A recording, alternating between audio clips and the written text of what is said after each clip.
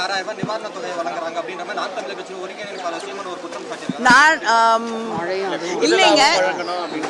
இல்லைங்க, நாங்கள் நாடாளுமன்ற தேர்தலுக்கு முன்னாடி மழை வர வேண்டும், வெள்ளம் வர வேண்டும் என்று, புயல் வர வேண்டும் என்று எந்த முயற்சியும் செய்யவில்லை. அது வந்ததனால முதலமைச்சர் மக்களுக்கு உதவ வேண்டும் என்ற காரணத்திற்காக இந்த நிவாரண தொகையை அறிவித்திருக்கிறார்கள். இதுக்கும் தேர்தலுக்கும் எப்படி முடித்து போட முடியும்? அதேபோல் நம்ம மத்திய அரசு கிட்ட கேட்கப்பட்ட தொகை உடனடியாக கொடுக்கப்படவில்லை என்ற குற்றச்சாட்டு. அவங்க 10,400 ரூபா கொடுக்கணும்னு சொன்னாங்க. நம்ம 6,000 தான் கொடுக்குறதா ஒரு குற்றச்சாட்டு. யார்? மத்திய அரசு. அவங்க காசு கொடுத்தா நிச்சயமாக முதலமைச்சர் அவர்கள் 10,000 என 20,000 கூட கொடுக்க தயாராக இருப்பார்கள். நமக்கு வர வேண்டிய நிலுவைத் தொகையை கொடுக்கட்டும். நமக்கு நியாயமாக ஒன்றிய அரசாங்கம் வழங்க வேண்டிய நிதியை இப்பொழுது நம்முடைய முதலமைச்சர் அவர்கள் வைத்திருக்கக்கூடிய கோரிக்கையின்படி